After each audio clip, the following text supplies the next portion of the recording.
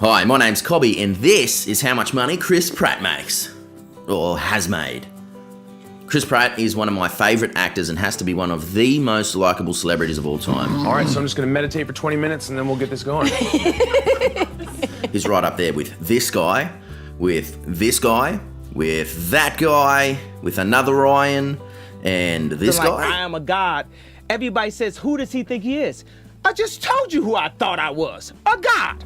Anyway, in 1998, Chris Pratt was working at the Bubba Gump Shrimp Company. Yeah, the one that was started from the Forrest Gump movie.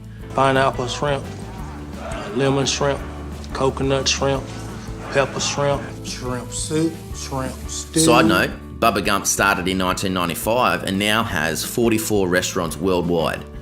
Well done. During that time, Chris Pratt met Rae Dawn Chong and she cast him in a short film that was called Cursed Part 3. I tried to find out how much Chris Pratt made for his first movie, which isn't easy to find. I even asked him. I'm still waiting on the response. No doubt that the response will be, mind your own business. But thanks to Google, I found out that in Cursed Part 3, Chris Pratt made $5,000. This movie was certainly his golden ticket because between 2000 and 2008, Chris Pratt was very busy.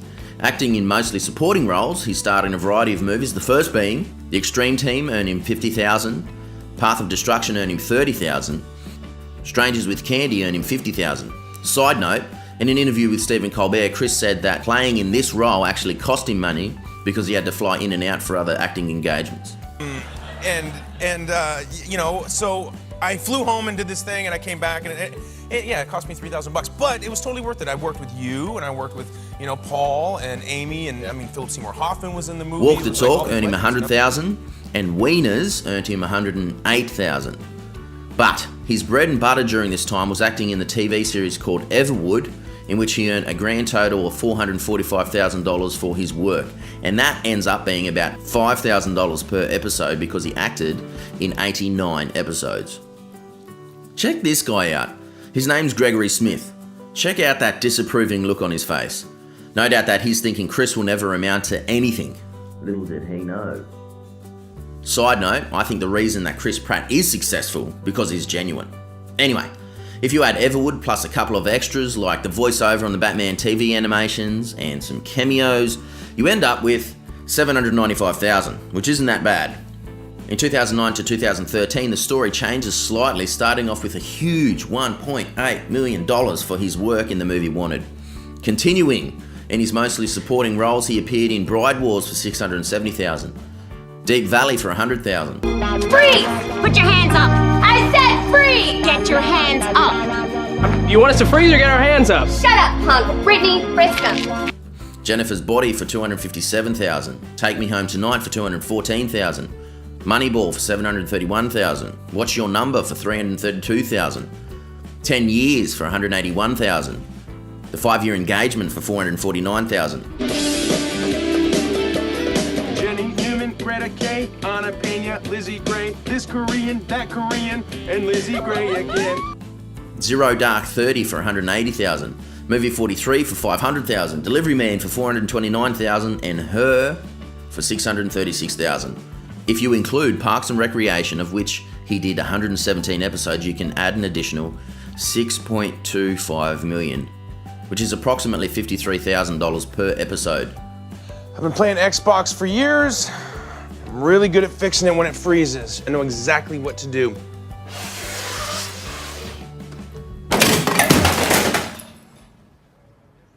Try it now.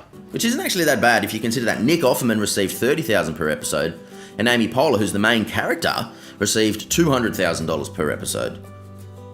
Anyway, those values fluctuate substantially based on the specific episode. So between 2000 and 2013, Chris Pratt earned, here we go, $13,785,000. So, what happened after 2013? Well, most people would be able to guess. In 2014, Guardians of the Galaxy came out, and in that movie, Chris Pratt was paid $5.3 million. Side note, many sources have some discrepancy with that number, saying $1.5 million instead. But all of the websites just reference each other anyway, so they're all probably wrong.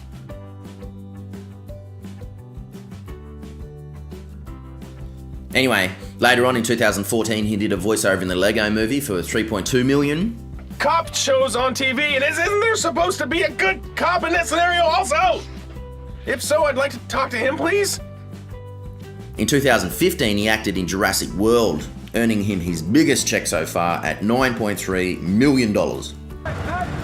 Slippery. According to my watch, I just ran 65 miles an hour. It's really fast.